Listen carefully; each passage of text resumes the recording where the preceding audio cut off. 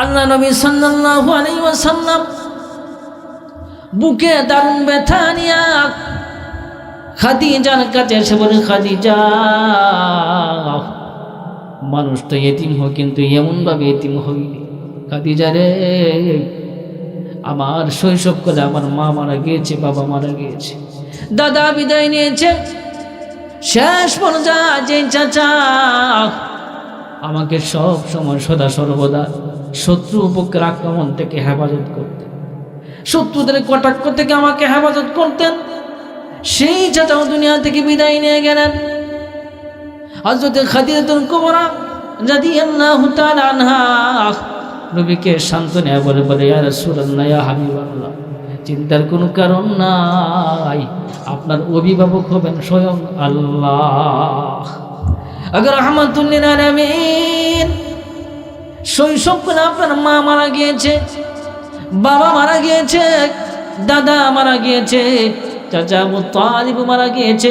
ইয়া রাসূলুল্লাহ, ইয়া হাবিবাল্লাহ, আমার মনে হইতেছে আপনার অভিভাবক একমাত্র আল্লাহ হবে। খাদিজা বলে, ইয়া রাসূলুল্লাহ, ইয়া হাবিবাল্লাহ, আমারও মনটা তেমন ভালো না, শরীরটা তেমন ভালো না, মনে হয় অল্প কয়েকদিনের মধ্যে আমিও চলে যাব। তাফসীরে কিতাবে আসছে, এক সপ্তাহের ব্যবধানে খাদিজাতুল কুবরা দুনিয়া থেকে বিদায় নেয়। খাদিজাতুল কুবরা নবীকে বলে, ইয়া রাসূলুল্লাহ, ইয়া হাবিবাল্লাহ, আপনি তো আল্লাহর পয়গম্বর, আপনার খেদমত আমি সঠিকভাবে করতে পারি না। আগে নবীজি, আপনার খেদমত করতে পারি না, নবীকে আমাকে মাফ করে দেন। খাদিজাতুল কুবরা চোখের পানি ফেলায়। আল্লাহ নবী খাদিজাকে বলে, খাদিজা, তুমি কেঁদো না, যদিও তুমি আমার খেদমত করতে পারো না। খাদিজা, তুমি কি বলছো? তুমি আমার জন্য জীবনটা উৎসর্গ করেছ। হ্যাঁ খাদিজা, তুমি ছেড়া ধনী ফ্যামিলির মেয়ে, তুমি ছেড়া উচ্চ ফ্যামিলির মেয়ে, কিন্তু তোমার কাপড় চোপড় দিতে পারি নাই, খাবার দিতে পারি নাই। খাদিজা, তুমি আমাকে মাফ করে দিও। খাদিজা বলে, ইয়া রাসূলুল্লাহ, ইয়া হাবিবাল্লাহ, আপনার কাছে জীবনের শেষ মুহূর্তে একটা আবেদন পূরণ করবেন নি? আমার নবী বলেন, খাদিজা, তুমি কি বলো? অবশ্যই পূরণ করব। খাদিজা বলে, ইয়া রাসূলুল্লাহ, ইয়া হাবিবাল্লাহ, আমি যখন দুনিয়া থেকে বিদায় নেব গো, আমার জানাজাটা আপনি পড়াইবেন। ইয়া রাসূলুল্লাহ, ইয়া হাবিবাল্লাহ, আমি কিছু নিয়ে যেতে পারি নাই গো, আখিরাতের প্রস্তুতি নিতে পারি নাই। ইয়া রাসূলুল্লাহ, ইয়া হাবিবাল্লাহ, আমাকে কবর রেখে কবরের প্রশ্নের উত্তর দেওয়ার জন্য আপনি কবরের পাশে দাঁড়িয়ে থাকবেন। আয় মুসলমান, আল্লাহ নবী সাল্লাল্লাহু আলাইহি ওয়াসাল্লাম খাদিজার জানাজা দিয়া কবরের পাশে দাঁড়ায়ছে খাদিজার প্রশ্নের উত্তর দেওয়ার জন্য। জিবরিল এসে বলে, ইয়া রাসূলুল্লাহ, ইয়া হাবিবাল্লাহ, আপনি কার জন্য দাঁড়িয়ে আছেন?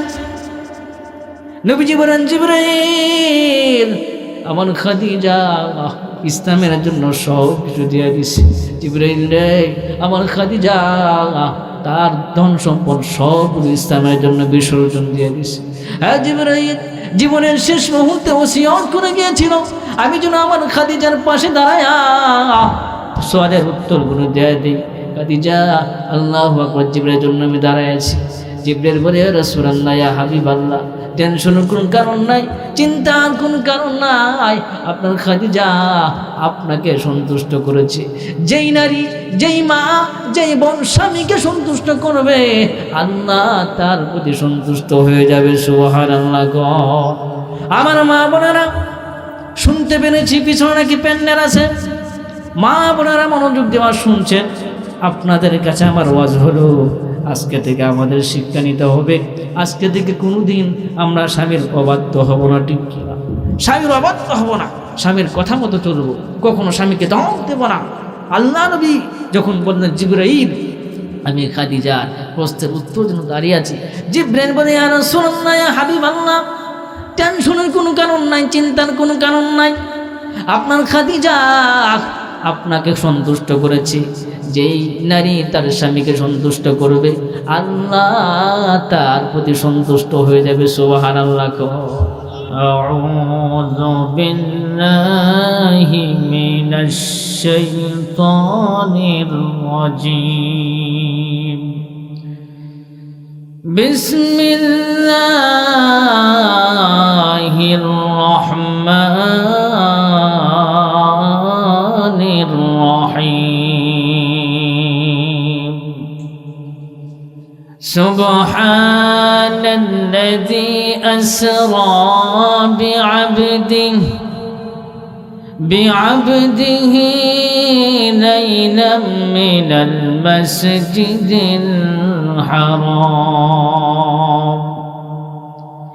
المسجد الحرام إلى المسجد الأقصى الذي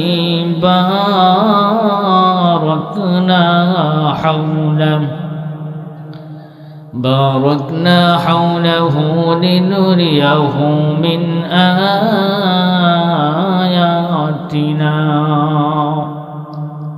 إنه هو السميع البصير.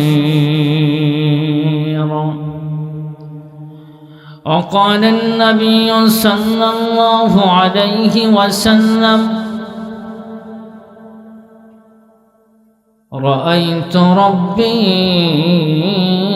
عز وجل بارك الله لنا ولكم في القرآن العظيم ونفعنا وإياكم بالآيات والذكر الحكيم. شكر محمد الشتي نماز درود اللهم صل على محمد وعلى آل محمد كما صليت على إبراهيم وعلى آل إبراهيم إنك حميد مجيد. اللهم بارك على محمد وعلى آل محمد كما باركت على إبراهيم وعلى آل إبراهيم إنك حميد مجيد. بلغ العلا محبت الشتي بكماله كشف الدجى بجماله حسنت جميع خصاله صلوا عليه وآله. رخسار صبر کا ذرا پردہ اٹھا دو رخسار صبر کا ذرا پردہ اٹھا دو للہ مجھے حسن خدا داد دکھا دو للہ مجھے حسن خدا داد دکھا دو. اے بحر کرم صدق حسین ابن علی کا پیاسا ہو مجھے شربت دیدار پلا دو پیاسا ہو مجھے شربت دیدار پلا دو. میں دور ہوں مجبور ہو اے سید عالم میں دور ہوں مجبور ہوں اے سید عالم دیدار دکھاتے نہیں آواز سنا دو دیدار دکھاتے نہیں آواز سنا دو. بلغ العلا بكماله كشف الدجى بجماله حسنت جميع خصاله صلوا عليه وآله. لا إله إلا الله জবান করে মহব্বতের সাথে লা ইলাহা ইল্লাল্লাহ লা ইলাহা ইল্লাল্লাহ बचा हमको तेरे राह किस तरफ है तेरे राह पर चुरा हमको खुदाया ला इलाहा इल्लल्लाह ला इलाहा इल्लल्लाह जगह जी लगाने की दुनिया नहीं है या इबरत की जा है तमाशा नहीं है ला इलाहा इल्लल्लाह ला इलाहा इल्लल्लाह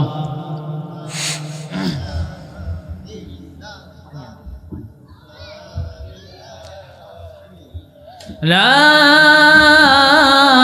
इलाहा इल्लल्लाह मुहम्मदुर রাসূলুল্লাহ সাল্লাল্লাহু আলাইহি ওয়াসাল্লাম।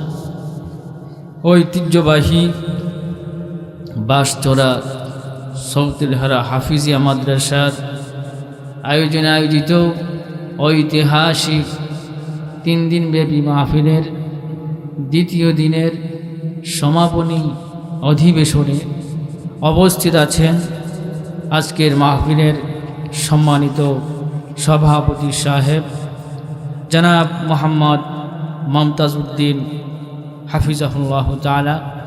আমরা শুকরি দোয়া করি আল্লাহ পাক যেন হযরতের হায়াতে বরকত দান করেন, শুকর বলুন আমিন।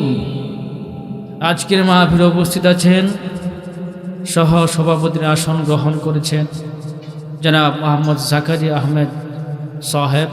আল্লাহ পাক ওনার হায়াতে বারাকা দান করুন, শুকর বলুন আমিন। আজকের মাহফিলের প্রধান আলোচক হিসেবে উপস্থিত আছেন বাংলাদেশের খ্যাতনামা আলেম, বিশিষ্ট ওয়াইজ, সুদূর মধুপুর থেকে আগত হযরত মাওলানা সালিম আহমদ সাহেব হাফিজাহুল্লাহ তাআলা। আল্লাহ পাক হযরতকে কবুল করুন, শুকর বলুন আমিন। হযরতের কণ্ঠকে আল্লাহ পাক কবুল করে হযরতকে সারা বাংলাদেশে চমকিয়ে দিন, শুকর বলুন আমিন। সম্মানিত উপস্থিতি, অত্র এলাকার মুরব্বিয়ানে কেরাম, জাতির গণধার, জাতির সুপথ প্রদর্শক মুআজ্জাজ মুকাররম হযরত উলামায়ে কেরাম, আমার প্রাণপ্রিয় যুবক ভাইরা, পর্দার আড়ালে অবস্থানরতা অত্যন্ত শ্রদ্ধেয়া সম্মানিত আমার মা ও বোনেরা, সর্বপ্রথম মাবুদে করিমের দরবারে কালিমাত শুকর আদায় করছি, যিনি আমাদেরকে দয়া করে, মায়া করে, মহব্বত করে, ভালোবেসে রহমতের রশি দ্বারা বেঁধে উলামায়ে কেরামের সহবতে কোরআনের সান্নিধ্যে রহমতি বরকতি জান্নাতের টুকরা বাগানে আসার বসার তৌফিক দিয়েছেন। এজন্য শুকরের জোরে সুরে শ্রদ্ধা জড়িত কণ্ঠে আওয়াজ দিয়ে বলেন আলহামদুলিল্লাহ। জামালপুরের 3 দিনব্যাপী মাহফিল, একটি চমৎকার আয়োজন করার কারণে আমি আপনাদেরকে ধন্যবাদ জানাচ্ছি। আল্লাহ পাক প্রতি বছর যেন আপনাদের সকলকে এক এবং নেক হয়ে এই জান্নাতের বাগান ও তৌফিক দান করেন, শুকর বলুন আমিন। প্রিয় হাজরিন, আমি আপনাদের সামনে পবিত্র কোরআনে কারীমের সূরা বনী ইসরাঈলের প্রথম দিক থেকে সর্বপ্রথম আয়াতে কারিমা তিলাওয়াত করেছি। নবীজি সাল্লাল্লাহু আলাইহি ওয়াসাল্লামের অসংখ্য অগণিত হাদিস থেকে একটি হাদিস উপস্থাপন করেছি। তিলাওয়াতকৃত আয়াতে কারিমা এবং পঠিত হাদিসকে সামনে রেখে কিছু কথা বলবো। আল্লাহ পাক যেন তৌফিক দান করেন, শুকর বলুন আমিন।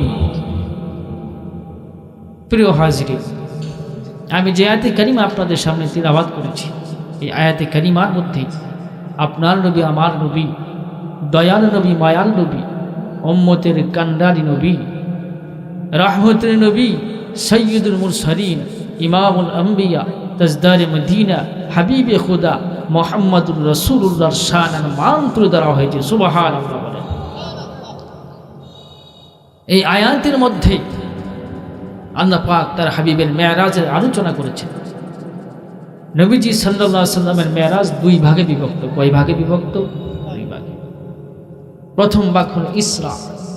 আল্লাহ কালামের মধ্যে ঘোষণা করেছেন সুবহানাল্লাযী আসরা বিআবদিহি। ইসরা বলা হয় বাইতুল্লাহ থেকে বাইতুল মুকাদ্দাস পর্যন্ত নবীজির ভ্রমণকে। এজন্য কোনো ব্যক্তি যদি নবীজির ইসরাকে অস্বীকার করে সে মুসলমান থাকে না, বেঈমান হয়ে যায়। নাউযুবিল্লাহ বলে। কারণ কোরআনে কারীমে স্পষ্টভাবে আল্লাহ পাক ঘোষণা করেছেন ইসরার কথা। বাইতুল মুকাদ্দাস থেকে প্রথম আসমান, দ্বিতীয়, তৃতীয়, চতুর্থ, পঞ্চম, ষষ্ঠ, সপ্তম পাড়ি দিয়া সিদরাতুল মুনতাহা অতিক্রম করে আল্লাহর বাড়িতে গিয়েছেন। এটাকে বলা হয় মেরাজুন নবী সাল্লাল্লাহু আলাইহি ওয়াসাল্লাম। এই মেরাজকে যদি কোনো ব্যক্তি অস্বীকার করে সে ফাসিক হয়ে যাবে। সম্মানিত উপস্থিতি, আসুন আমরা প্রথমে জেনে নিই মেরাজটাকে আমরা তিন ভাগে বিভক্ত করব। কয় ভাগে? তিন ভাগে। প্রথম ভাগ হলো মেরাজ কত তারিখে সংঘটিত হয়েছিল। দ্বিতীয় ভাগ হলো মেরাজ কেন হয়েছিল। তৃতীয় ভাগ হলো মেরাজ থেকে আমরা কি শিখলাম, কি নিয়ব, নবীজি আমাদের জন্য কি নিয়ে আসছেন, ঠিক কিনা। আসুন প্রথম ভাগে আমরা চলে যাই। নবীজির মেরাজ কত সনে সংঘটিত হয়েছিল। মুফাসসিরিনে কেরাম বিভিন্ন মতামত পেশ করেছেন। অনেকেই বলেছেন হিজরতের 5 মাস পূর্বে, 8 মাস পূর্বে, 11 মাস পূর্বে, 1 বছর পূর্বে, 3 বছর পূর্বে, 5 বছর পূর্বে। তবে সর্বোৎকৃষ্ট বিশুদ্ধতম নির্ভরযোগ্য মতামত হলেও নবীজি সাল্লাল্লাহু আলাইহি ওয়াসাল্লাম তায়েফ থেকে প্রত্যাবর্তন করার পরে আল্লাহ নবীর মেরাজ রজব মাসের 26 দিবাগত রাত 27 তারিখের রজনীতে সংঘটিত হয়েছিল। সুবহানাল্লাহ। নবীজির মেরাজ কেন হয়েছে মুফাসসিরিনে কেরাম অনেকগুলো কারণ তুলে ধরেছেন। আমার জামালপুরের ভাইরা, আসমান আর জমিন দুইটা ঝগড়া লেগেছে। আসমান বলে জমিন আমি দামি নাকি তুমি দামি। আসমান বলে জমিন তুমি কি বলো? আমি আসমানের মধ্যে সূর্য আছে, আমি আসমানের মধ্যে চন্দ্র আছে, আমি আসমানের মধ্যে লক্ষ লক্ষ কোটি কোটি তারকা আছে। সুতরাং আমি আসমান, তুমি জমিন থেকে শ্রেষ্ঠত্ব এবং মর্যাদাওয়ালা। জমিন বলে আসমান তুমি হতে পারো চন্দ্রওয়ালা, তুমি হতে পারো সূর্যওয়ালা, তুমি হতে পারো লক্ষ লক্ষ তারকাওয়ালা, কিন্তু আসমান তুমি জেনে রাখো আমি জমিনের মধ্যে এমন এক মহামানব, আল্লাহু আকবার, মহামানব রয়েছেন যার খাতিরে তুমি আসমানকে তৈরি করা হয়েছে। সুবহানাল্লাহ।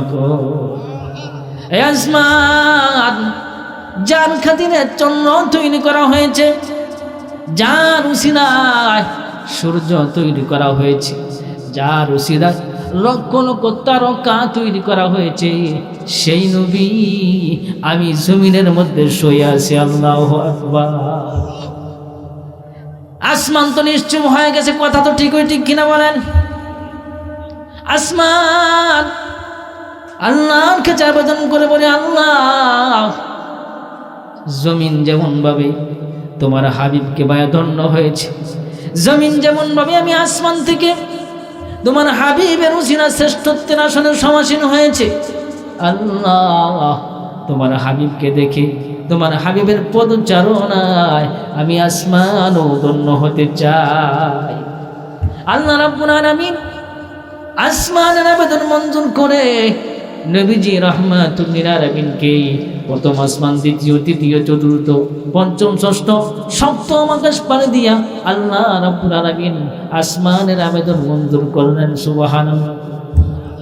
2 নম্বর কারণ মুফাসসিরিনে কেরাম বলেন, আসমানের মধ্যে এমন কিছু আল্লাহর ফেরেশতা রয়েছেন যাদের পক্ষে দুনিয়াতে নামা সম্ভব না।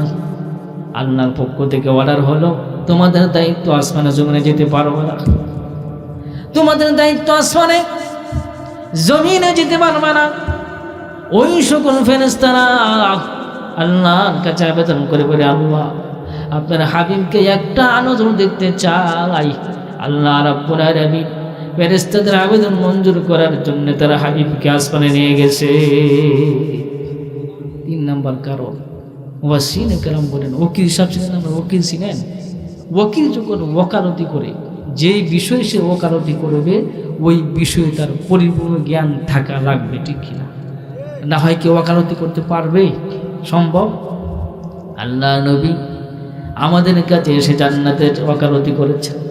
হ্যাঁ আমার উম্মত, নামাজ পড়লে জান্নাত তোমাদের জন্য বরাদ্দ আছে, রোজা রাখলে জান্নাত আছে, হালাল ভক্ষণ করে জান্নাত আছে, রোজা না রাখলে জাহান্নাম, নামাজ না পড়লে জাহান্নাম, সুদ খাইলে জাহান্নাম, ঘুষ খাইলে জাহান্নাম।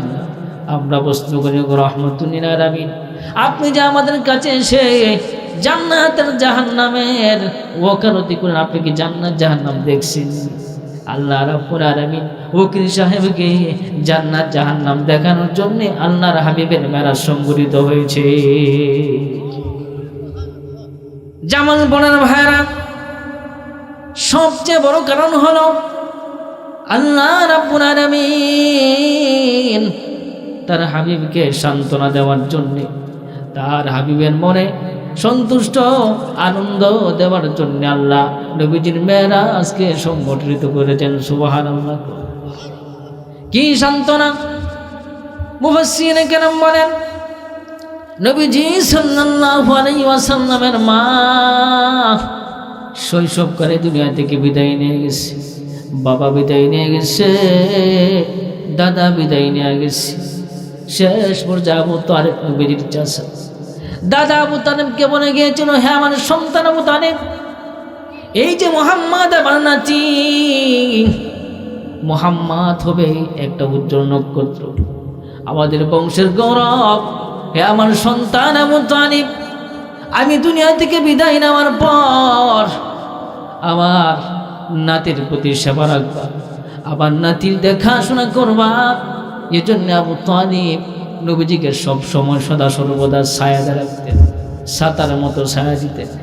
যে কোনো বেঈমান কাফের শত্রুপক্ষ নবীজিকে আক্রমণ করতে আনে, আবু তালেব নবীজির পাশে দাঁড়ায় যেতেন, নবীকে কষ্ট দিতেন না। আয় মুসলমান, চাচা আবু তালেব আস্তে আস্তে করে জ্বরাক্রান্ত হয়, চাচা আবু তালেব কুষ্ঠরোগে আক্রান্ত হয়, শ্বাসকষ্ট রোগে আক্রান্ত হয়। নবী আমার গিয়া বলে, চাচা আপনি তো পুরো জীবনটাই আমার জন্য দিয়েছেন, চাচা যান, শেষ মুহূর্তে একটা কথা আপনি মানেন, শুধুমাত্র একবার কালিমাটা পড়েন, আমি আপনার জন্য জান্নাতে সুপারিশ করে আপনাকে জান্নাতের মেহমান বানাবো। আল্লাহ নবী চাচার কাছে বসছে, চাচা আবু তালেব নবীকে জড়িয়ে ধরছে। রাহমাতুল্লিল আলামিন চাচাকে জড়িয়ে দেব না, চাচা লা ইলাহা ইল্লাল্লাহ মুহাম্মাদুর রাসূলুল্লাহ পুরোটা বাক্য বলার দরকার নাই, চাচা গো শুধু লা ইলাহা ইল্লাল্লাহ বলেন, এতটুকু বাক্যই আপনার জান্নাতে যাওয়ার ওসিলা হয়ে যাবে। আবু জাহেল কেমনে করে শুনল যে মুহাম্মদ নাকি আবু তালেবকে জান্নাতি বানায় ফেলতেছে, মুহাম্মাদের ধর্মে দাখিল করে ফেলতেছে। আবু জাহেল দৌড়ে এসে বলে, আয় মুহাম্মদ সাবধান, আমাদের সংসারে আমাদের বংশে বদনামের মালা পরাইছিস, সাবধান, আলাদা হয়ে যা, আবু তালেব থেকে দূরে সর। নবীজি আবু তালেবকে ছাড়েন না। এক পর্যায়ে আবু জাহেল বলল, ঠিক আছে এখানে বসে থাকবে কিন্তু কিছু বলতে পারবে না। শেষ পর্যায়ে চাচা আবু তালেব বেঈমান হয়ে দুনিয়া থেকে বিদায় নিল। মুসলমান ভাইরা আমার, আল্লাহ নবী সাল্লাল্লাহু আলাইহি ওয়াসাল্লাম বুকে দারুণ ব্যথা নিয়া খাদিজার কাছে এসে বলে, খাদিজা মানুষ তো এতিম হয় কিন্তু এমনভাবে এতিম হইনি। খাদিজা রে, আমার শৈশবকালে আমার মা মারা গিয়েছে, বাবা মারা গিয়েছে, দাদা বিদায় নিয়েছে, শেষ পর্যায়ে যে চাচা আমাকে সব সময় সদা সর্বদা শত্রু পক্ষের আক্রমণ থেকে হেফাজত করতেন, শত্রুদের কটাক্ষ থেকে আমাকে হেফাজত করতেন, সেই চাচাও দুনিয়া থেকে বিদায় নিয়ে গেলেন।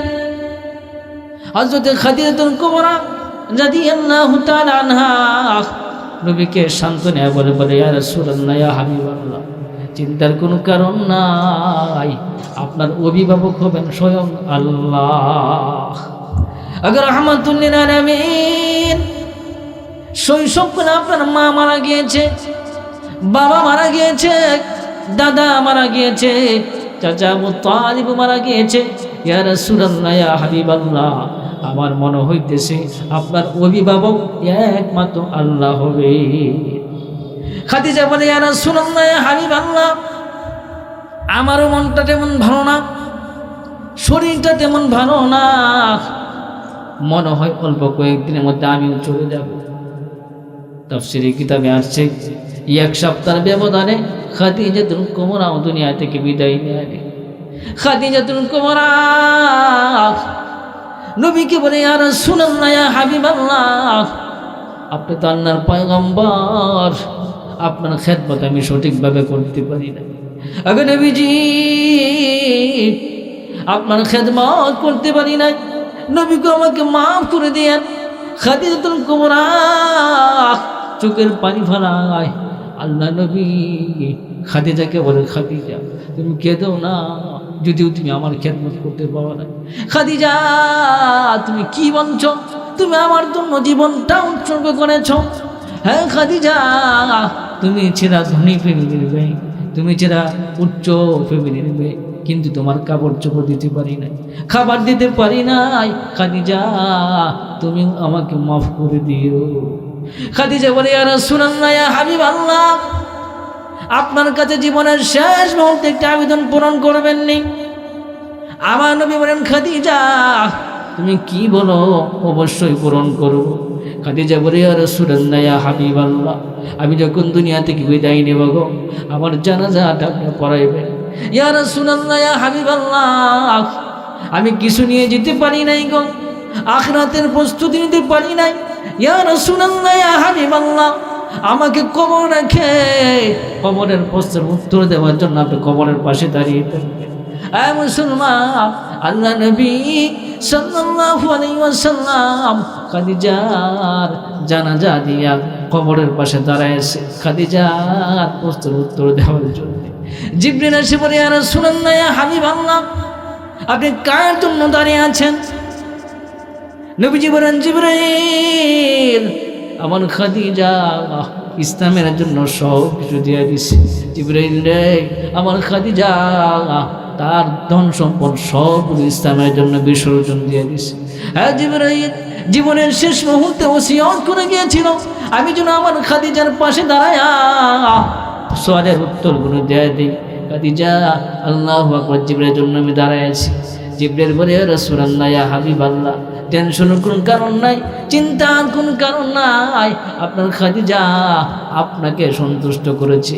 যেই নারী, যেই মা, যেই বোন স্বামীকে সন্তুষ্ট করবে, আল্লাহ তার প্রতি সন্তুষ্ট হয়ে যাবে। সুবহানাল্লাহ। আমার মা বোনেরা, শুনতে পেরেছি পিছনে নাকি প্যান্ডেল আছে। মা বোনেরা মনোযোগ দেওয়া শুনছেন। আপনাদের কাছে আমার ওয়াজ হলো, আজকে থেকে আমাদের শিক্ষা নিতে হবে, আজকে থেকে কোনোদিন আমরা স্বামীর অবাধ্য হব না। ঠিক কিনা? স্বামীর অবাধ্য হব না, স্বামীর কথা মতো চলবো, কখনো স্বামীকে ধমক দেব না।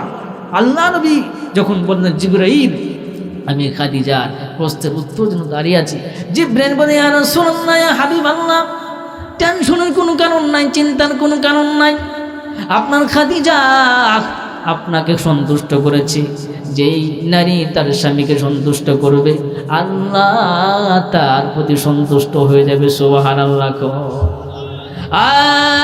বিশ্ব নবী, আপনার প্রশ্নের উত্তর দেওয়া লাগবে না, স্বয়ং আল্লাহ আপনার খাদিজার প্রশ্নের উত্তর দেওয়া দিবেন। সুবহানাল্লাহ বলে। আমার মুসলমান, নবীজি এতিম, মা নাই, বাবা নাই, দাদা নাই, চাচা নাই। এক পর্যায়ে নবীজির স্ত্রী দুনিয়া থেকে বিদায় নিয়ে গেছে। আল্লাহ নবীর মনকে কে সান্ত্বনা দেয় রে মুসলমান? নবুয়তের 10ম বছর শাওয়াল মাসের শেষের দিকে যায়েদ বিন হারেসা রাদিয়াল্লাহু তাআলা আনহুকে সঙ্গে নিয়ে মনে বড় আশা নিয়ে তায়েফের ময়দানে গেছে কালিমার দাওয়াত দেওয়ার জন্য। মুসলমান 1 মাস 10 দিন পর্যন্ত কালিমার দাওয়াত দিলেন, কিন্তু একটা মানুষও কালিমা পড়ে মুসলমান হয়নি। নাউজুবিল্লাহ। শুধু তাই না রে আমার ভাইরা, তায়েফের লোকেরা তায়েফের বকাটে দুষ্ট ছেলেদেরকে নিয়ে দিল আল্লাহর হাবিবকে কষ্ট দেওয়ার জন্যে, আল্লাহর হাবিবকে থুতু মারার জন্যে। তায়েফের লোকেরা আমার হাবিবকে থুতু মারে, আবার নবীকে মাটি দিয়ে ইটা দেয়। আমার নবীর জন্যে চুকা চুকা পাথরগুলো সংগ্রহ করে আমার নবীর দিকে মারতে থাকে। আর মুসলমান যায়েদ বিন হারেস রাদিয়াল্লাহু আনহু চতুর্দিক থেকে জাল হইয়া পাথর আঘাত সহ্য করে। এক পর্যায়ে যায়েদ বিন হারেসার পুরো শরীরটা ক্ষত বিক্ষত হয়ে যায়। যায়েদ বিন হারেসা আর টিকতে পারে না, যায়েদ বিন হারেসা জমিনে পড়ে গেছে। আল্লাহর হাবিবকে ওই তায়েফের ছেলেরা পাথর মারতে শুরু করলো, আবার নবী জমিনে পড়ে গেছে। আর মুসলমান নবীকে আবার দাঁড় করে উঠায়, আবার পাথর মারে, আবার উঠে আবার পাথর মারে। আল্লাহ নবী ক্রন্দন শুরু করে দিয়েছে, তখন চুক্তি দেওয়া পানি বের হচ্ছে। আল্লাহ নবী দেখেন মাথার উপরে একটা মেঘের কুণ্ড ছায়া দিয়েছে। আল্লাহু আকবার কর, জোরে কোন আল্লাহু আকবার, আরো জোরে আল্লাহু আকবার। আল্লাহ নবী দেখেন নবীজির মাথার উপরে একটা মেঘের খণ্ড, সেই নবীকে সালাম দেয়। আল্লাহ সালাম দিয়ে বলে ইয়া রাসূলুল্লাহ, ইয়া হাবিবাল্লাহ, তায়েফের দুষ্ট ছেলেরা আপনার সাথে যেই দুর্ব্যবহার করেছে, আরশের ফেরেশতারা ক্রন্দন শুরু করে দিয়েছে, আসমানের ফেরেশতারা ক্রন্দন শুরু করে দিয়েছে। ইয়া রাসূলুল্লাহ, ইয়া হাবিবাল্লাহ, আমি এই জিবরাইল এসেছি, আমার সাথে পাহাড়ের দায়িত্বে নিয়োজিত ফেরেশতাকে নিয়ে এসেছি।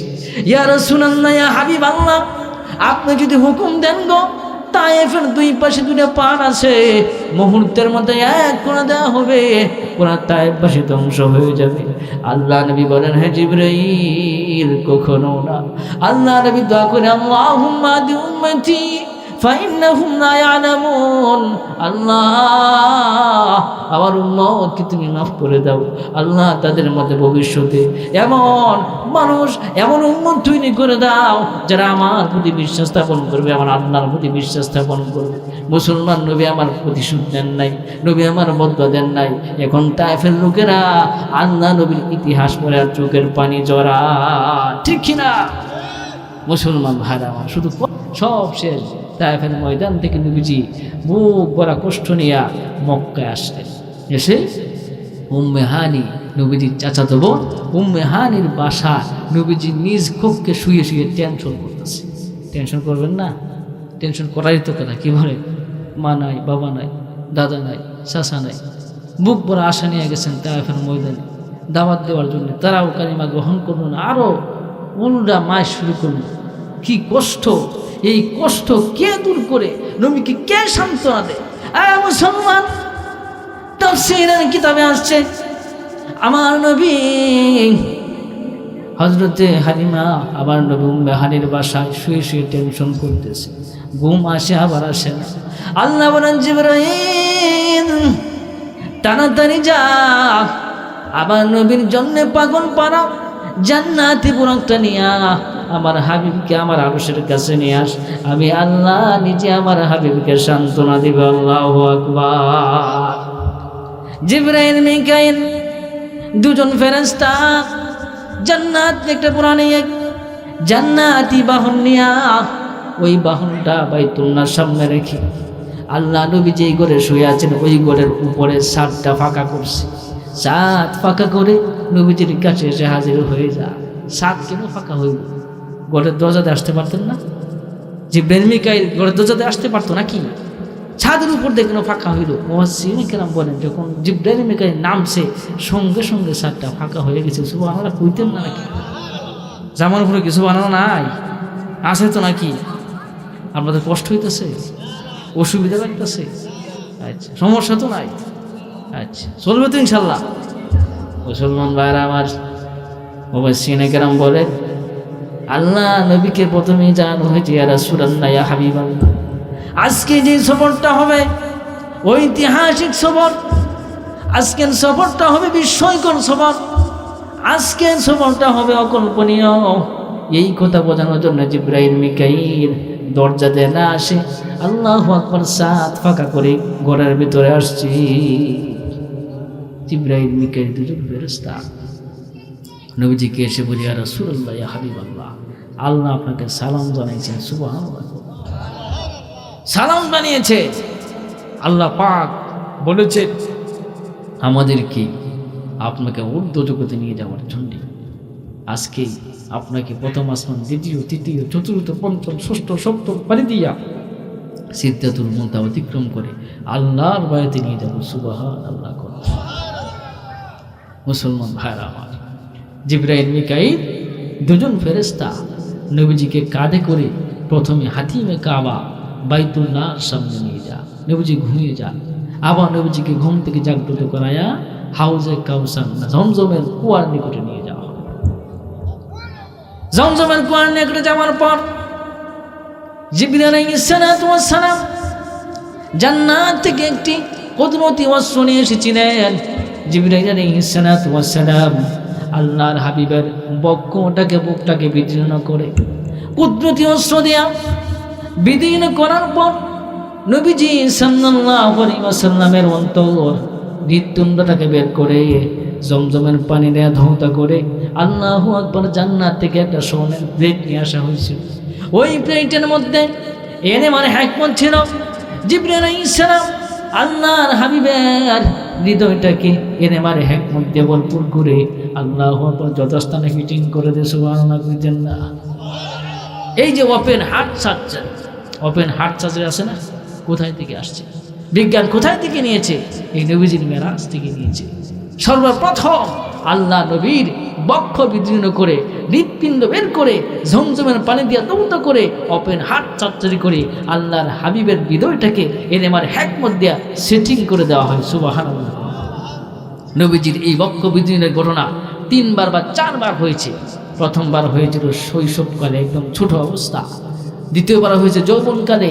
তৃতীয়বার হয়েছে মেরাজে যাওয়ার আগ মুহূর্তে। কারণ দেখেন, আমাদের দেশ থেকে কোনো ব্যক্তি হজে যেতে হলে টিকা দেয় নাকি? কেন? সৌদির আবহাওয়া ম্যাচিং হবে না, এজন্য। আল্লাহ নবী এই দুনিয়া থেকে প্রথম আসমান, দ্বিতীয়, তৃতীয়, চতুর্থ পানি দিয়া সিদরাতুল মুনতাহা অতিক্রম করে ঊর্ধ্ব জগতে ভ্রমণ করবেন, টিকার দরকার আছে না? এই জন্য আল্লাহ তাআলা তার হাবিবের হৃদয়টাকে এলেমের হিকমত দিয়ে ভরপুর করে দিলেন, যেন তার হাবিব ঊর্ধ্ব জগতে ভ্রমণ করতে গিয়া কোনো প্রকারের ভয় না পান। সুবহানাল্লাহ। আমার ভাইরা অনেকে আসছেন, আলহামদুলিল্লাহ। একটু সামনে দিকে জিকির করতে আকান্ত দেখি, আরো আসবেন। লা ইলাহা ইল্লাল্লাহ। শীত কম আছে, একটু আগান সামনে, মজা হবে ইনশাআল্লাহ। লা ইলাহা ইল্লাল্লাহ। সামনের দিকে।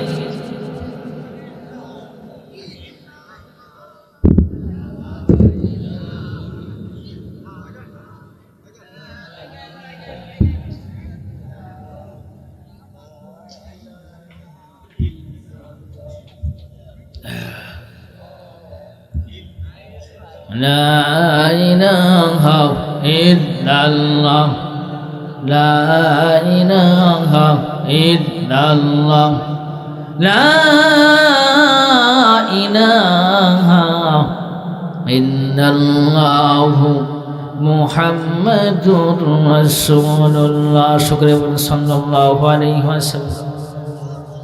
মুসলমান ভাইরা আমার, আল্লাহ নবী সাল্লাল্লাহু আলাইহি ওয়াসাল্লামের বক্ষ বিদীর্ণ করে নবীজির হৃদয়টাকে বের করে জমজমের পানি দিয়ে দৌত করে আল্লাহর নবীর হৃদয়টাকে এলেমের হিকমত দিয়ে ভরপুর করে যথাস্থানে ফিটিং করে দেওয়া হয়। নবী আমার সুস্থ হয়ে গেলেন, এক ফোঁটা রক্ত পর্যন্ত বের হয় নাই। আল্লাহ নবী যখন সুস্থ হয়ে গেলেন, জিবরাইল মিকাইল দুজন ফেরেশতা আল্লাহর নবীর জন্য পাগল করা জান্নাতি বুরাক নবীর সামনে হাজির করে।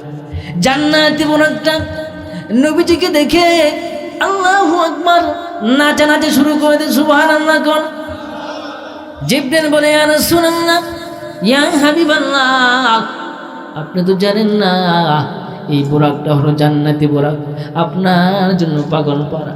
বুরাকটা বলে, জিবরাইল, আজকে যেমন ভাবে আমার হাবিবকে রিসিভ করার জন্যে, আমার হাবিবকে বিশ্ব নবীকে ঊর্ধ্ব জগতে ভ্রমণ করার জন্যে আমাকে আমন্ত্রণ করা হয়েছে। কাল কিয়ামতের ময়দানে আমি বুরাককে যেন নবীর পিঠে আরোহণ করার সৌভাগ্য দেওয়া হয়। সুবহানাল্লাহ। আয় মুসলমান, বুরাক হাজির করার পরে আল্লাহ নবীর মনটা কেমন জানি মলিন হয়ে গেছে।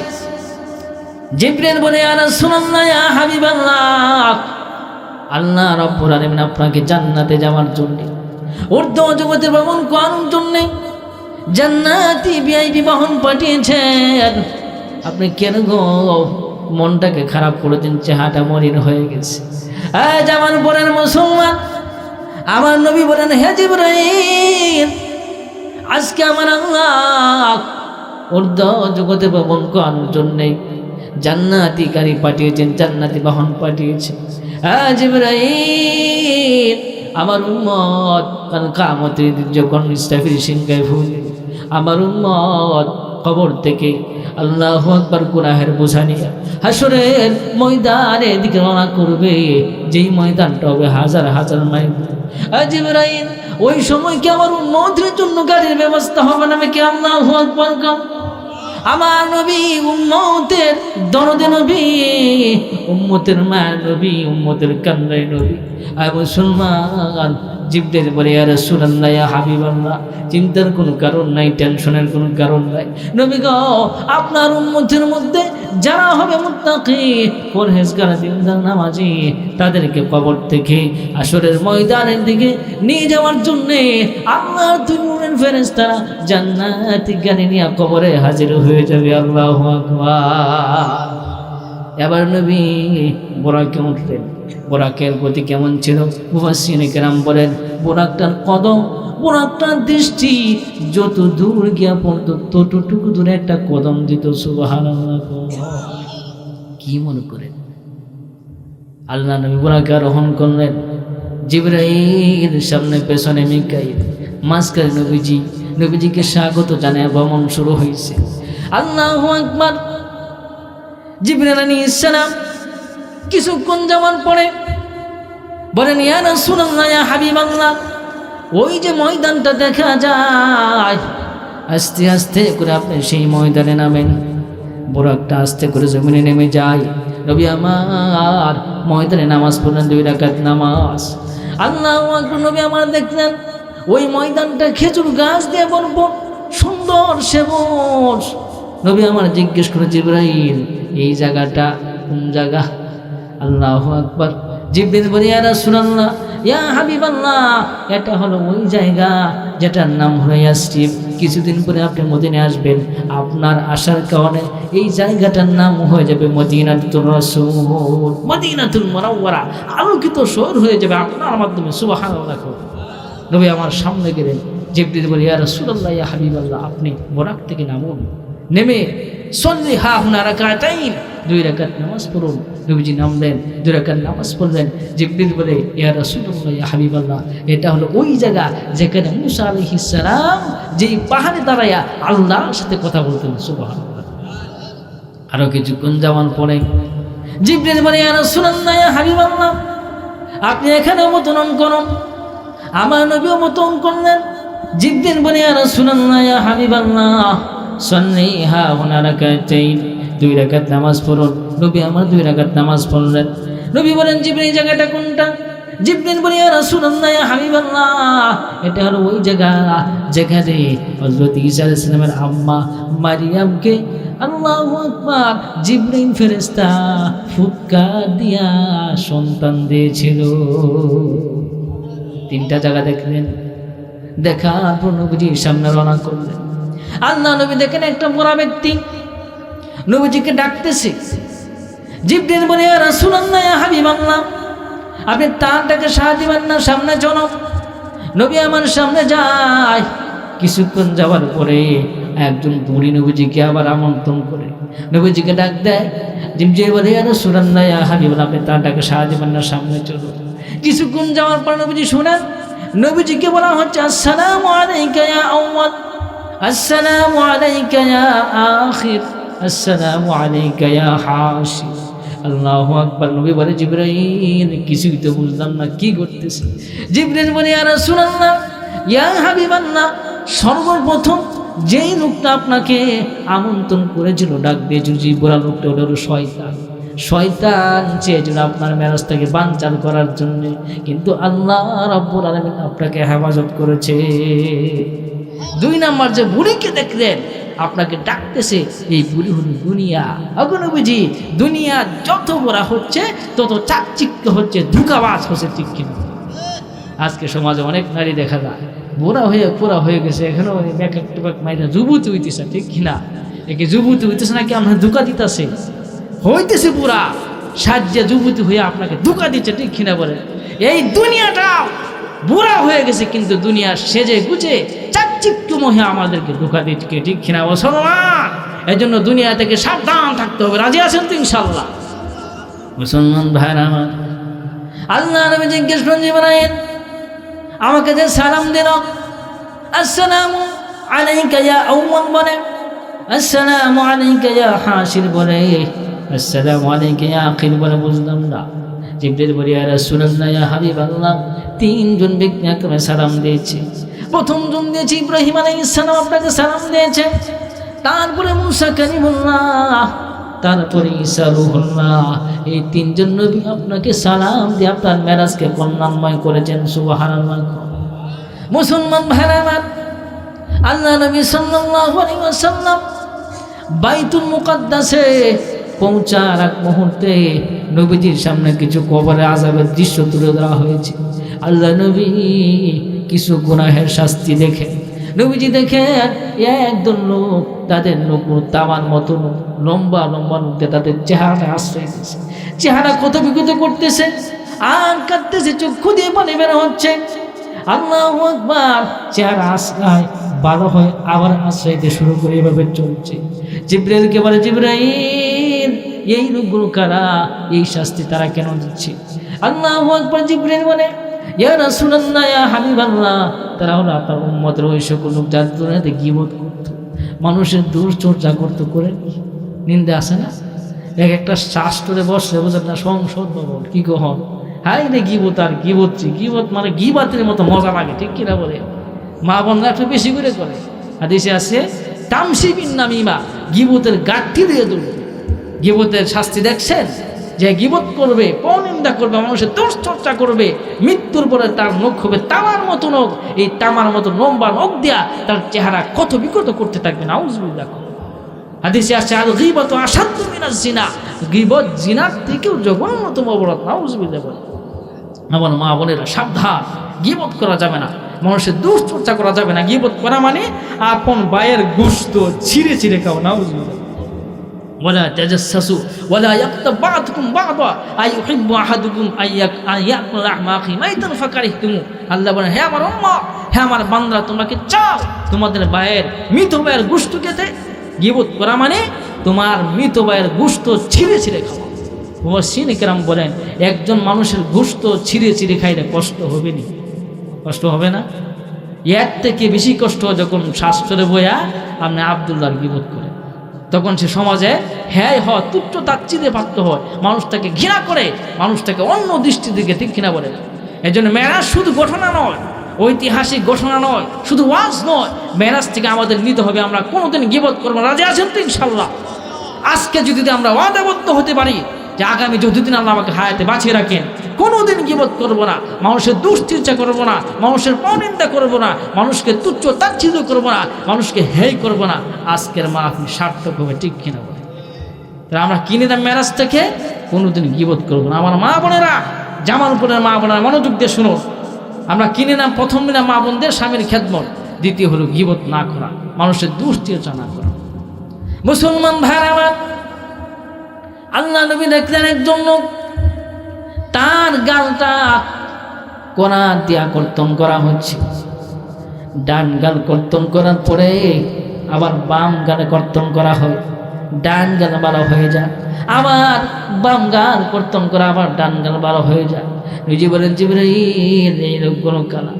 জিবরাইল বলে, ইয়া রাসূলুল্লাহ, ইয়া হাবিবাল্লাহ, তারা হলো আপনার উম্মতের ওই সকল সাংবাদিক যারা সত্যকে মিথ্যা, মিথ্যাকে সত্য বানায়া সমাজে প্রচার করত। আসে না টিভির মধ্যে কি করে মানুষ, মরা মানুষ জেতা বানায়, জেতা বানায় মানিয়ে না, ঠিক কিনা কন?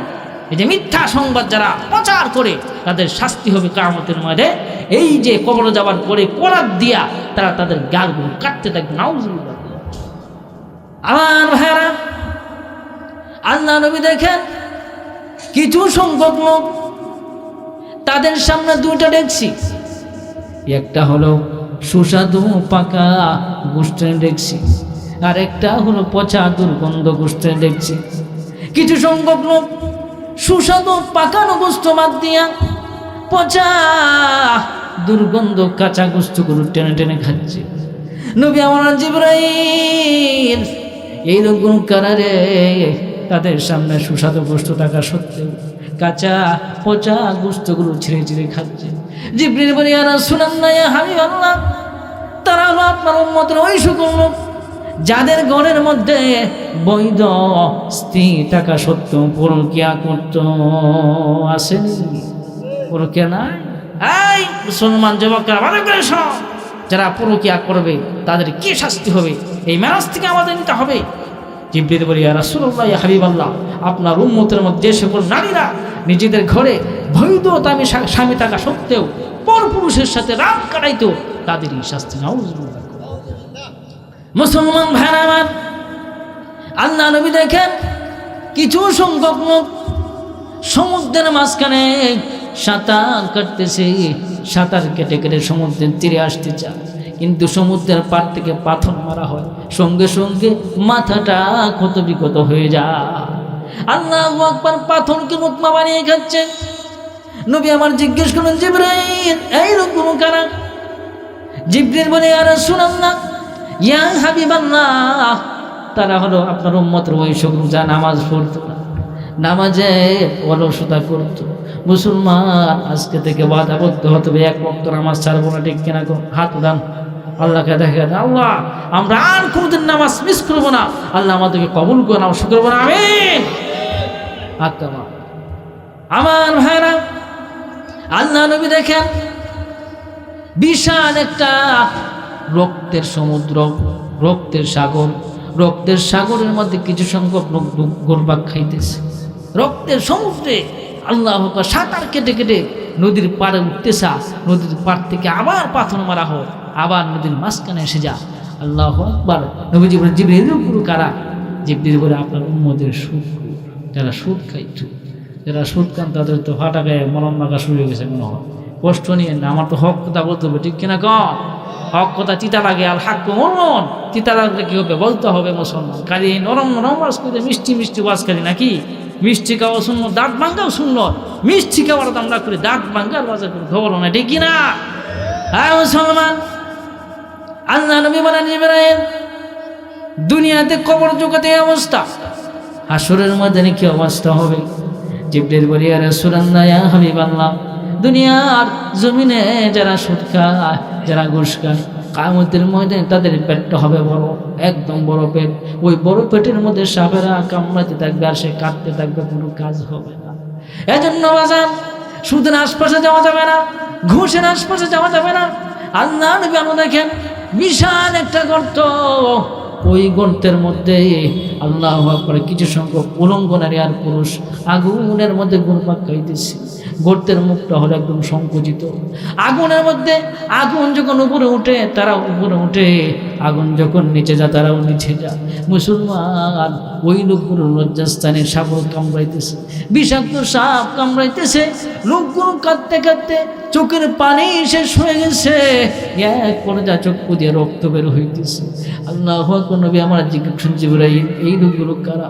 জিবরাইল বলে, ইয়া রাসূলুল্লাহ, ইয়া হাবিবাল্লাহ, তারা হলো আপনার উম্মতের মধ্যে জিনা করতো, তাদের এই শাস্তি। এই জন্য যুবক ভাইরা সাবধান, জিনার আশপাশে যাওয়া যাবে না। আল্লাহ আমাদেরকে বাঁচিয়ে রাখুন, শুকর বলা আমিন। আমার ভাইরা, এই সকল আযাবের শাস্তি দেখে, এই সকল ঘটনার প্রবাহের মধ্য দিয়া আল্লাহ নবী রাহমাতুল লিল আলামিন বাইতুল মুকাদ্দাসে গিয়ে বসতেন। বাইতুল মুকাদ্দাসে পৌঁছার পর জিবরিল আলাইহিস সালাতু ওয়াস সালাম আজান দিলেন। আজানের সঙ্গে সঙ্গে আসমানের দরজাগুলো খুলে যায়, অসংখ্য গণিত ফেরেশতা বাইতুল মুকদ্দাসের মধ্যে হাজির হয়ে যায়। আল্লাহু আকবার। অসংখ্য গণিত নবীর রাসূলগণ বাইতুল মুকদ্দাসে বসে আছেন। আল্লাহ নবী বলেন, আমার বুরাকটাকে জিবরাইল একটা পাথরকে ছিদ্র করছে, পাথর ছিদ্র করে পাথরের মধ্যে বুরাকটাকে বাঁধছে, বেঁধে জিবরাইল আমাকে নিয়ে বাইতুল মুকদ্দাসে প্রবেশ করছে। আমি গিয়ে দেখি পুরা বাইতুল মুকদ্দাসটা আল্লাহু আকবার মানুষ দিয়ে ভরপুর। ওই সময়টা ছিল তাহাজ্জুদের সময়, তাহাজ্জুদের নামাজ। জিবরাইল বলে, ইয়া রাসূলুল্লাহ, ইয়া হাবিবাল্লাহ, আপনি সামনের দিকে যান। আল্লাহ নবী সামনে আগাইলেন। জিবরাইল বলে, ইয়া রাসূলুল্লাহ, ইয়া হাবিবাল্লাহ, আজকের ইমামতির দায়িত্ব আপনার নিতে হবে। আজকে আপনাকে রেখে কেউ সামনে যাবে না গো ইয়া রাসূলুল্লাহ। আল্লাহ নবী রাহমাতুল লিল আলামিন, আল্লাহু আকবার, অসংখ্য অগণিত নবী রাসূলদেরকে নিয়ে নামাজ আদায় করে নবীজি হয়ে গেলেন ইমামুল মুরসালিন, ইমামুল আম্বিয়া। সকল নবী রাসূলদের ইমাম হয়ে গেলেন। আল্লাহু আকবার। নামাজ আদায় করার পরে সকল নবী রাসূলকে মিটিং করছে, মসজিদের কোনায় মিটিং করছে। ওই মিটিংয়ে প্রত্যেক নবী রাসূলগণ বক্তব্য দিয়েছেন, সবগুলো বলার সময় নাই। হযরত আদম আলাইহিস সালাম বলেছেন, আলহামদুলিল্লাহিল্লাযী জাআলানি আবাকুম খুসুসান মুহাম্মদ। নবীর দল, আমি আল্লাহর প্রশংসা করি যে আল্লাহ আমাকে তোমাদের সকলের বাবা হিসেবে কবুল করেছে। শুধু তাই না রে, বিশেষ করে মুহাম্মাদের বাবা আমাকে বানিয়েছেন। এই প্রশংসা করার পরে শেষ হয়ে যায় আমার নবী একটা বক্তব্য দিলেন।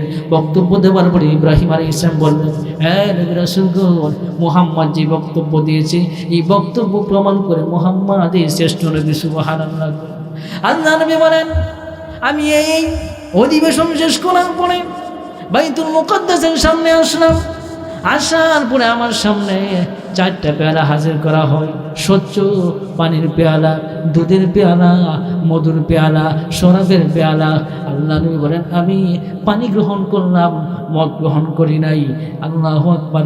পানি গ্রহণ করি নাই, মদ গ্রহণ করি নাই। কি গ্রহণ করছেন? দুধ। দুধ হলো স্বচ্ছ, পরিষ্কার। জিবরিল বলে, ইয়া রাসূলুল্লাহ, ইয়া হাবিবাল্লাহ, আপনি সঠিকটা গ্রহণ করেছেন। আপনার উম্মত কখনো গুমরাহ হবে না। আপনি যদি পানি পান করতেন, আপনার উম্মত গুমরাহ হয়ে যেত, ডুবে মেরে যেত। আর আপনি যদি শরাব গ্রহণ করতেন, আপনার উম্মত গুমরাহ হয়ে যেত, পথভ্রষ্ট হয়ে যেত। আল্লাহ নবী এই কাজটা করার পরে নবীজির সামনে একটা কুদরতি লিফট নিয়ে আসা হয়। সুবহানাল্লাহ। নবীজির মেরাজটা 3টা গাড়ি দেওয়া হয়েছে। কয়টা গাড়ি? 3টা গাড়ি। 1 নম্বর গাড়ির নাম হলো বুরাক। বুরাক বাইতুল্লাহ থেকে বাইতুল মুকদ্দাস পর্যন্ত গিয়েছে। 2 নম্বর গাড়ির নাম লিফট, কুদরতি লিফট। আল্লাহ তাআলা তার হাবিবকে স্বাগত জানানোর জন্যে, তার হাবিবকে ঊর্ধ্ব জগতে ভ্রমণ করানোর জন্যে বুরাক নিয়ে হাজির করছেন। সুবহানাল্লাহ। তারপর আরো সিঁড়ি। নবীজি আমার দেখেন বিশাল একটা সিঁড়ি, কুদরতি লিফট নবীর সামনে হাজির করা হয়। জিবরিল বলে, ইয়া রাসূলুল্লাহ, ইয়া হাবিবাল্লাহ, এই লিফটে আপনি ভ্রমণ করুন। নবী আমার লিফটে উঠলেন, সাথে জিবরাইল এবং মিকাইল 70,000 ফেরেশতা নবীকে স্বাগত জানায়া উপরের দিকে রওনা করছে। সুবহানাল্লাহ। 70,000 ফেরেশতা নবীজিকে স্বাগত জানায়া ঊর্ধ্ব জগতের দিকে ভ্রমণ করা শুরু করলেন। আল্লাহু আকবার। যেতে যেতে যেতে যেতে প্রথম আসমানে যাবার পরে প্রথম আসমানের ফেরেশতা, প্রথম আসমানের দারওয়ানের ফেরেশতার নাম হলো ইসমাঈল। ইসমাঈল জিজ্ঞেস করে জিবরাইলকে, মান আনতা, আপনি কে? আনা জিবরাইল। ওয়া মান মাকা, আপনার সাথে কে? রাহমাতুল লিল আলামিন, আমার সাথে রাহমাতুল লিল আলামিনকে নিয়ে এসেছি। প্রথম আসমানের দারওয়ান ফেরেশতা বলে, হাল উরসিলা ইলাইহি, ওনাকে নিয়ে আসার জন্য কি হুকুম দেওয়া হয়ে গেছে? এই মেরাজ থেকে শিক্ষা হলো, মুসলমান কারবারের সামনে গিয়া আগে অনুমতি নিতে হবে, তার উপরে ঘুরে ঢুকতে হবে, ঠিক কিনা? আল্লাহ নবী প্রথমে অনুমোদন দিয়েছেন, রাহমাতুল লিল আলামিন, সাইয়্যিদুল মুরসালিন। মুসলমান ভাইরা আমার, প্রথম আসমানের ফেরেশতা দরজা খুলে দেয়। আল্লাহ নবী দেখেন প্রথম আসমানে ওনার আদি পিতা আদম আলাইহিস সালাম বসে আছে। হযরত জিবরাইল বলে, ইয়া রাসূলুল্লাহ, ইয়া হাবিবাল্লাহ, তিনি হলেন আপনার আদম আদি পিতা, আপনি সালাম করুন। নবী আমার সালাম দিলেন। আদম আলাইহিস সালাম বলেন, মারহাবান বিন নবী সালিহ ওয়াল ইবনি সালিহ, নেক নবী নেক সন্তানের মেরাজ আল্লাহ কবুল করুন, সুবহানাল্লাহ। আল্লাহ নবী দেখেন আদম আলাইহিস সালাম একবার ডান দিকে তাকান, ডান দিকে তাকায়া তিনি হাসেন, আনন্দিত হন, আবার বাম দিকে তাকায়া কান্নায় ভেঙে পড়েন। জিবরাইলকে জিজ্ঞেস করে, জিবরাইল এর কারণগুলো কি? জিবরাইল বলে, ইয়া রাসূলুল্লাহ, ইয়া হাবিবাল্লাহ, আদম নবী যখন ডান দিকে তাকান উনি ডানপন্থী জান্নাতি সন্তানদেরকে দেখে হাসতে থাকে, আর যখন বাম দিকে তাকান বামপন্থী জাহান্নামী সন্তানকে দেখে কান্নায় ভেঙে পড়েন। আদম আলাইহিস সালাম নবীজিকে বললেন, রাহমাতুল লিল আলামিন, তুমি বাড়িতে গিয়া দেশে গিয়া আমার সন্তানদেরকে বলবা তারা যেন ডানপন্থী হয়, বামপন্থী না হয়। কোনপন্থী হতে হবে? ডানপন্থী, কোরআনপন্থী, হাদিসপন্থী, আলেমপন্থী। ঠিক কিনা বলেন মুসলমান ভাইরা আমার? প্রথম আসমানের কাজ শেষ করার পরে আবার নবীজিকে নিয়ে জিবরাইল মিকাইল ৭০,০০০ ফেরেশতা স্বাগত জানায় উর্দু জগতে শুরু করলেন ভ্রমণ। দ্বিতীয় আসমানে যাওয়ার পরে দ্বিতীয় আসমানে দারওয়ান বলে, মান আনতা? আমি জিবরাইল ওমাম্মাকে আপনার সাথে কে? রাহমাতুল লিল আলামিন, আমার সাথে রাহমাতুল লিল আলামিনকে নিয়ে এসেছি। আর উরসিলা ইলাইহি, তাকে নিয়ে আসার জন্য কি হুকুম দেওয়া হয়েছিল? জিবরিল, নাম, উরসিলা ইলাইহি, তাকে নিয়ে আসার জন্য হুকুম দেওয়া হয়েছিল। সঙ্গে সঙ্গে দ্বিতীয় আসমানের গেটটা খুলে যায়। দিতে ঈসা আলাইহিস সালাম বললেন, মারহাবান বিল সালিহি ওয়ান নবী সালিহি, নেক নবী নেক ভাইয়ের মেরাজকে আল্লাহ কবুল করুন, সকলে বলুন আমিন। হযরত ঈসা আলাইহিস সালামের সাথে নবীজির সাক্ষাৎ কেন হয়েছিল? মুফাসসিরিন কিরাম বলেন, হযরত ঈসা আলাইহিস সালাম নবীজিকে বলছেন, রাহমাতুল লিল আলামিন, আমি আপনার শেষ জামানার উম্মত হইয়া বাইতুল মুকাদ্দাসে গিয়া ইমাম মাহদির সাথে এক হইয়া পুরা বিশ্বে কোরআনের বিধান চালু করব, সুবহানাল্লাহ। নবী আমার আবার সফর শুরু করবেন। তৃতীয় আসমানে গিয়ে দেখেন হযরত ইউসুফ আলাইহিস সালাম। নবীজি বলেন, ইউসুফ আলাইহিস, এত সুন্দর, মনে হয়েছিল যে আসমানের পূর্ণিমা চাঁদটা তৃতীয় আসমানে উদিত হয়েছে, সুবহানাল্লাহ। দুনিয়ার অর্ধেক সৌন্দর্য ওনাকে দেওয়া হয়েছে। সেখান থেকে কাজ সম্পাদন করে চতুর্থ আসমানে উঠতে, চতুর্থ আসমানে গেলেন হযরত ইদ্রিস আলাইহিস সালামকে। ইদ্রিস আলাইহিস সালাম ওনাকে নাতি বলছিলেন, নাতি। নবীজি বলছিলেন, আপনি না না, এটার কাহিনী কি অনেক লম্বা কাহিনী। এটা ইদ্রিস আলাইহিস সালাম আল্লাহর কাছে আবেদন করছেন, আল্লাহ মরার আগে একটু জান্নাতে দেখায়, মরণের আগে জান্নাত দেখায়।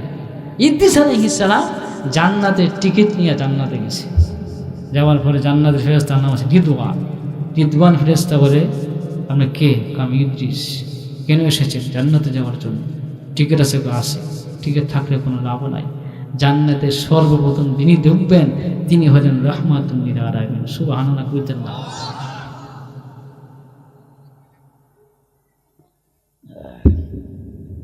কইলে গুনাহ নাই গো, সওয়াব হইব। মুসলমান ভাইরা আমার, ইদ্রিস আলাইহিস সালাম সেখান থেকে চলে আসছেন।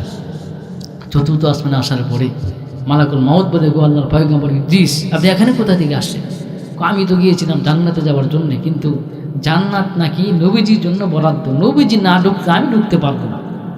মালাকুল মউত গো, আমি খুব টেনশনে আছিলাম, আপনার রূহ কবজা করার সিদ্ধান্তটা আমার হাতে আসছে ৪ নম্বর আসমানে, আর আমি কীভাবে আপনাকে পাবো? চতুর্থ আসমানে খুব টেনশনে ছিলাম, যেহেতু আয়েশা বলছেন কাজটা সম্পন্ন করে ফেলি। কি মনে করে শেষ কাজ। চতুর্থ আসমানে ইদ্রিস আলাইহিস, পঞ্চম আসমানে হযরতে হারুন আলাইহিস সালাম, ষষ্ঠ আসমানে হযরতে মূসা আলাইহিস সালাম, সপ্তম আসমানে হযরতে ইব্রাহিম আলাইহিস সালাম। বিশ্বনবী রাহমাতুল লিল আলামিন সপ্তম আসমানে যাওয়ার পর তিনি দেখেন একটা মসজিদ আছে, বাইতুল মামুর, ডাইরেক্ট কাবার উপরে বাইতুল মামুর। ওই বাইতুল মামুরে আল্লাহর নূরের ফেরেশতারা তওয়াফ করে ইবাদত করে। জীবনে ৭০,০০০ ফেরেশতা একবার চান্স পায় সেখানে ইবাদত করার জন্যে, তাহলে আল্লাহ তাআলা কি পরিমাণ ফেরেশতা তৈরি করছেন মুসলমান।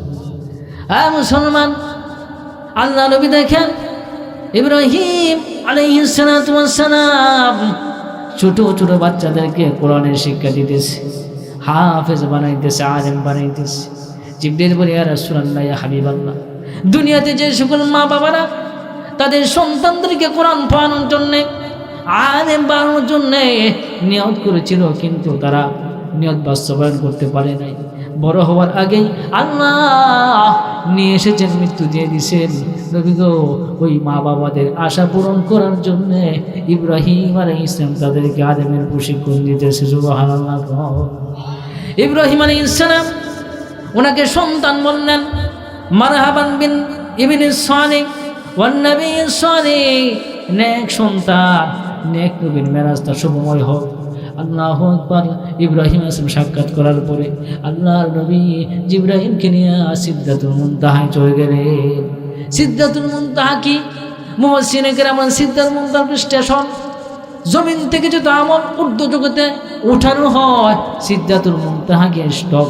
সিদরাতুল মুনতাহা থেকে আল্লাহর ফেরেশতারা উপরের দিকে নিয়ে যায়। উপর থেকে যত রহমত, বরকত, সালাম দুনিয়াতে আসে, সিদরাতুল মুনতাহা এসে ওয়াইট করে। দুনিয়ার ফেরেশতারা, জমিনের ফেরেশতারা সেখান থেকে রহমত আর বরকত নিয়ে আসে। আল্লাহ নবী দেখেন সিদরাতুল মুনতাহা একটা গাছ আছে, যে গাছটার পাতা হলো হাতির কানের মতো বড় বড়। সুবহানাল্লাহ না, এক একটা বড় মটকার মতো বড় বড়। কেন মতো? মটকার মতো বড় বড়। আমরা কোন হুজুর এত বড় বড় খামো দূরের কথা, হাতি তো ধরতে পারবো না, ঠিক কিনা? হ্যাঁ মুসলমান, জান্নাতে যাবার কথা আপনি বাঙালি থাকবেন না।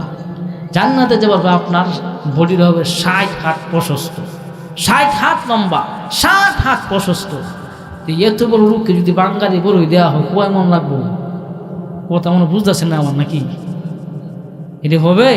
এই জন্য আল্লাহ তাআলা জান্নাতি বান্দাদেরকে মটকার মতো বড় বড় বড়ই দিবেন। সুবহানাল্লাহ। আল্লাহ নবী সিদরাতুল মুনতাহা পৌঁছার পরে জিবরাইলকে সরাসরি দেখতে পান। আল্লাহ তাআলা বলেন, ওয়ালাকাদ রাআহু নাজলাতান উখরা ইনদা সিদরাতিল মুনতাহা ইনদাহা জান্নাতুল মাআওয়া। আল্লাহ নবী রাহমাতুল লিল আলামিন জিবরাইলকে 600 পাখা বিশিষ্ট দেখতে পান। সুবহানাল্লাহ। আল্লাহ নবী ওই সিদরাতুল মুনতাহার পাশে জান্নাত দেখতে পান। নবীজির নাকে জান্নাতের খুশবু আসে। আল্লাহ নবী জিজ্ঞেস করেন, জিবরাইল, কার খুশবু আমার নাকে আসে রে? জিবরিল বলে, ইয়া রাসূলুল্লাহ, ইয়া হাবিবাল্লাহ, ওই যে ফেরাউন মাশাতা নামক মহিলাকে শাস্তি দিয়েছিল, ওই মহিলার তার সন্তান সহ আগুনে জাপ দিয়ে আল্লাহ তুলি জান্নাতে চলে গিয়েছিল, তাদের সুঘ্রাণ আপনার নাকে আসতেছে। সিদরাতুল মুনতাহা যাবার পরে আল্লাহু আকবার, জিবরিল বলেন, ইয়া রাসূলুল্লাহ, ইয়া হাবিবাল্লাহ, আমি আর সামনে যাব না। এখানে মতানৈক্য আছে, অনেকে বলছেন সামনে গিয়েছেন জিবরাইল সহ, অনেকে বলছেন না নবীজি নিজেই গিয়েছেন। মুসলমান ভাইরা আমার, সিদরাতুল মুনতাহা যাওয়ার পরে আল্লাহ নবীর জন্য একটা স্পেশাল জান্নাতি গাড়ি হাজির করা হয়। আল্লাহ তাআলা বলেন, মুত্তাকিইনা আলা রাফরাফিন খুদরিন ওয়া আবকারিন হিসান ফাবিআইয়ি আলাই রাব্বিকুমা তুকাজ্জিবান। রফরফ সবুজ সুন্দর সুঘ্রাণ জাতীয় একটি বাহন নবীজির সামনে এসে হাজির হয়ে যায়। আল্লাহ নবী ওই রফরফটির সামনে রওনা করলেন। বিশাল জগৎ, উর্দু জগৎ নবীর ভ্রমণ করতেছে। করতে করতে দেখেন শরীফুল আকলাম, কলমের খসখস খসখস আওয়াজ হইতেছে। কলমের খসখস, কলম কি যেন লিখতেছে, এটা তাকদীর কলম, সে দেখতে আছে। আল্লাহ নবী দেখেন হযরত ইসরাফিল আলাইহিস সালাম মুখের মধ্যে সিংহা নিয়া একদম নীরব নিস্তব্ধ হয়ে বসে আছে। আল্লাহ নবী সালাম দিলেন, ইসরাফিল সালামের উত্তর দেয় না। নবী আমার ভয় পেয়ে যায়। ইসরাফিল বলে, ইয়া রাসূলুল্লাহ, ইয়া হাবিবাল্লাহ, আমি কেমন করে গো সালামের উত্তর দেব? নবী গো, আমি যদি সালামের উত্তর দেওয়া অবস্থায় আল্লাহর পক্ষ থেকে হুকুম চলে আসে সিংহায় ফুৎকার দেওয়ার জন্যে, নবী আমার ইসরাফিল, আমার আল্লাহ মেরাজের রজনীতে আসমানে আইনা কিয়ামত ঘটাবেন না, তুমি নিশ্চিন্তে সালামের উত্তর দাও। আল্লাহু আকবার। মুসলমান বা সংক্ষেপে বলছি, আল্লাহ নবী সাল্লাল্লাহু আলাইহি ওয়াসাল্লাম একটু সামনে গেলেন, গিয়ে দেখলেন ভয়ঙ্কর এক ফেরেশতা, চক্ষুগুলো বড় বড়, চোখ লাল আগুনের মতো লাল, ভয়ঙ্কর ফেরেশতা। আল্লাহ নবী আসসালামু আলাইকুম, ওই ফেরেশতা কোন কথা বলেন না, নবীজি ভীত সন্তুষ্ট হয়ে গেছেন। আল্লাহু আকবার। মালাকুল মউত আজরাইল যখন দেখলো আল্লাহ নবী ভীত সন্তুষ্ট হয়ে গেছে, মালাকুল মউত আজরাইল তখন বলে, ওগো বিশ্ব নবী, আপনার মেরাজটা কল্যাণময় হোক।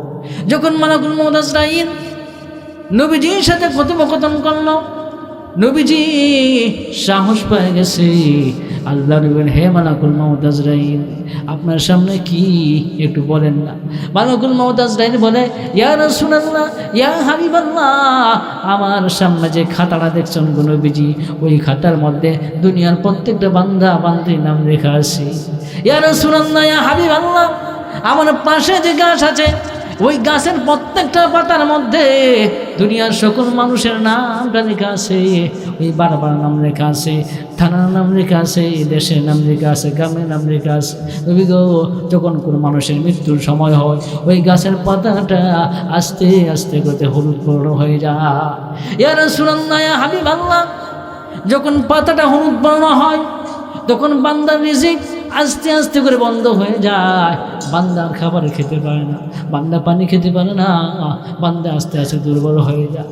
ইয়া রাসূলুল্লাহ, ইয়া হাবিবাল্লাহ, পাতাটা যখন হলুদ বর্ণ হয় শুকিয়ে আমার সামনে পড়ে, আমি তখন দেখি বান্দার নাম কি, বান্দার নাম আব্দুল্লাহ, বান্দার বাড়ি বাংলাদেশে, বান্দার বাড়ি জামালপুরে, বান্দার বাড়ি হলো জামালপুরের অমুক জায়গা।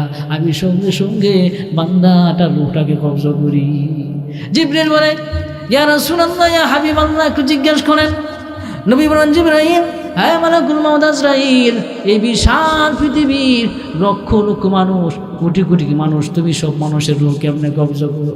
আল্লাহু আকবার। মালাকুল মউত আজরাইল বলে, ইয়া রাসূলুল্লাহ, ইয়া হাবিবাল্লাহ, আপনার সামনে যদি একটা প্লেট থাকে, ওই প্লেটের মধ্যে যদি পিঁপড়া থাকে, আপনি যখন ইচ্ছা, যতটাকে ইচ্ছা, যেখান থেকে ইচ্ছা ধরতে পারবেন নি।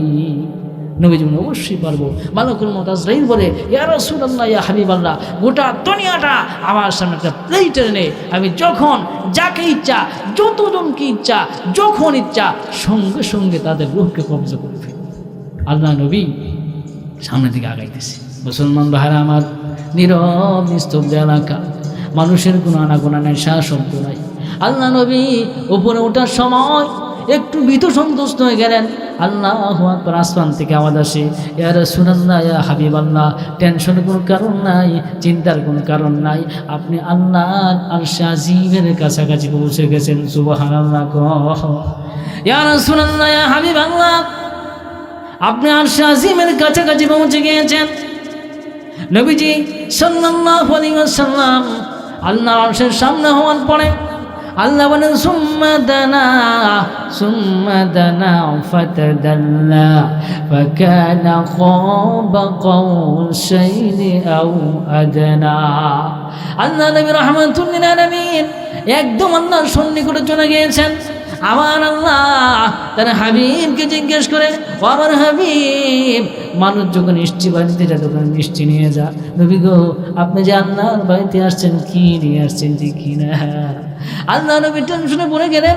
আল্লাহুল গনি ওয়া আনতুমুল ফুকারা, পুরা দুনিয়ার সমস্ত মানুষ হলো গরিব, আল্লাহ হলেন ধনী, রাজা ধীরাজ, সবার বাদশা। আমি আল্লাহর জন্য কি নিয়ে আসবো? আল্লাহ নবী সঙ্গে সঙ্গে সেজদায় পড়ে গেলেন। আল্লাহ নবী বলেন, তাহিয়াতু লিল্লাহি ওয়াসসালাওয়াতু ওয়াত-তাইয়্যিবাত। ওগো আল্লাহ, আপনি তো হলেন রাজা ধীরাজ, বাদশাদের বাদশা, আমি আপনার জন্য কি নিয়ে আসবো? আল্লাহ গো, যত ইবাদত আছে, যত পবিত্রতা আছে, যত প্রশংসা আছে, সব কিছু আপনার জন্য বরাদ্দ। আল্লাহু আকবার কোন। আল্লাহ রাব্বুল আলামিনের সামনে নবীজি সাল্লাল্লাহু আলাইহি ওয়াসাল্লাম তিনটা হাদিয়া পেশ করলেন। আমার আল্লাহ তার হাবিবকে তিনটা হাদিয়া দিয়ে সুবহানাল্লাহ। আসসালামু আলাইকা আইয়ুহান নাবিয়্যু ওয়া রাহমাতুল্লাহি ওয়া বারাকাতুহু। আল্লাহ রাব্বুল আলামিন তার হাবিবকে বলেন, সালাম, রহমত, বরকত সবগুলো আপনার জন্য বরাদ্দ। নবী আমার ওই জায়গায় উম্মতের কথা বলেন নাই। আমার নবী বলেন আসসালামু আলাইনা ওয়া আলা ইবাদিল্লাহিস সালিহিন। ওগো আল্লাহ, রহমত, বরকত, শান্তি থেকে শুধু আমি না, আমার উম্মতেও যেন বঞ্চিত না হয়। হ্যাঁ মুসলমান, নবী আমার উম্মতের কেমন পাগল ছিল আমি শেষ করছি।